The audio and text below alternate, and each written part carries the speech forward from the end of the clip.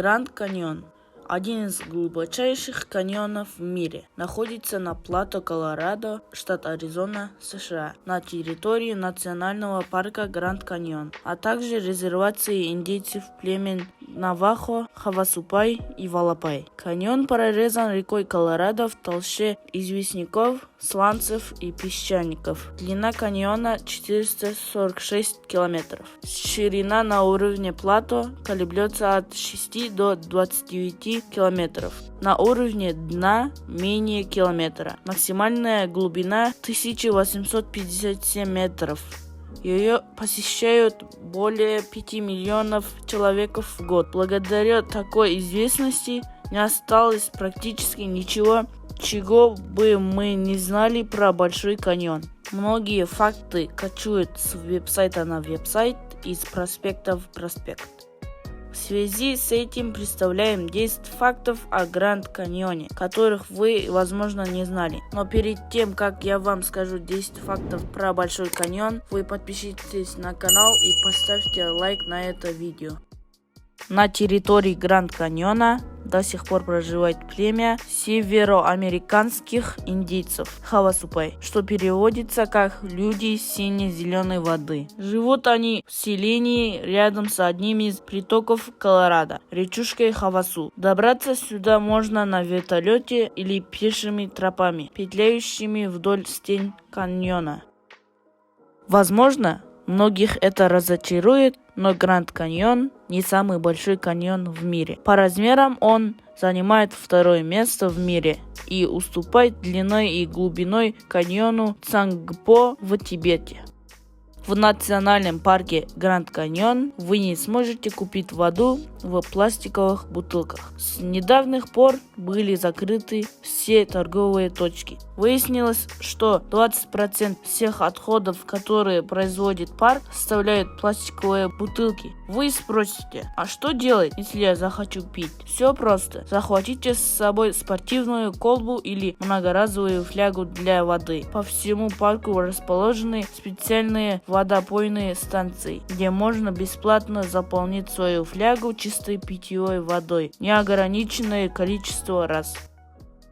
В донных породах Гранд Каньона не обнаружено останков динозавров. А все потому, что породы эти гораздо старше, около 2000 миллионов лет. Из окаменелостей здесь находят кораллы, губки и трилобитов. Сам же каньон начал формироваться 5-6 миллионов лет назад.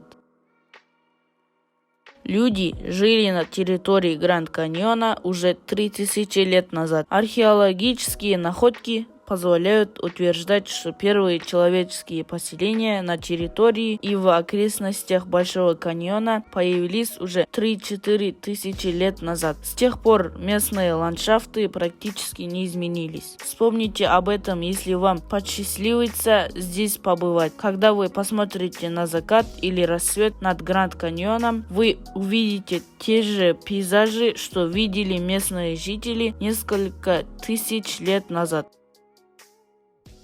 Большой каньон был обнаружен в 1540 году испанской экспедицией Франсиско Васкеза де Коронадо. Испанцы дошли до каньона в поисках индейских богатств и мифических 7 городов золота. В каньоне они задержались ненадолго из-за недостатка воды, конечно, ведь тогда еще не было водопойных станций.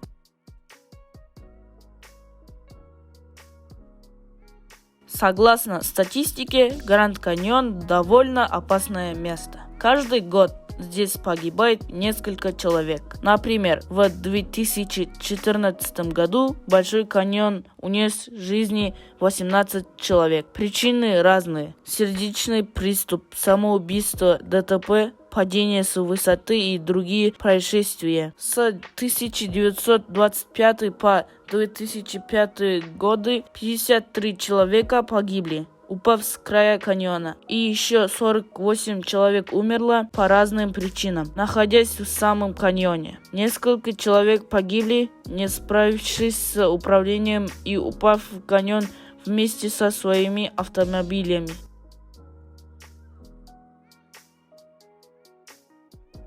Гранд Каньон еще до того, как стал одним из главных туристических аттракционов США, был местом поколения из паломничества среди коренных народов, населявших эту местность.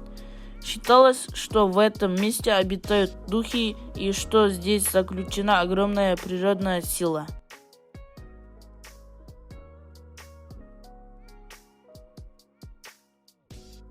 Существует тропа South Kaibab Trail, идущая поперек каньона. Спускаясь траверсом по стене каньона, она пересекает реку Колорадо и поднимается по противоположной стене. Длина пути 34 километра. Для того, чтобы пройти этот маршрут, нужно минимум 2 дня. И к тому же вам придется заночевать прямо в каньоне.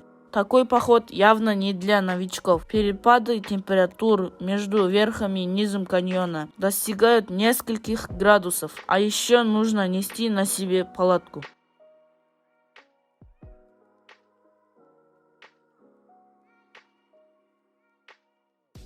Чтобы объехать каньон на машине, нужно около 5 часов.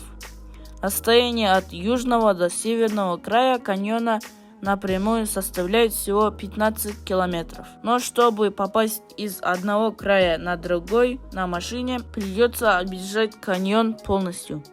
Длина пути составит 350 километров и около 5 часов. Вот почему у большинства людей не получается посетить каньон только с одной стороны в один день. Существует специальный автобус под названием Trans-Canyon Shuttle, который отвезет вас с севера на юг и обратно за один день. Билет туда-обратно стоит около $150. Пожалуй, в этом случае стоит взять вертолетную экскурсию. Вы потратите на $100 больше, но всего за 20 минут увидите каньон полностью со всех возможных точек и сэкономите уйму времени.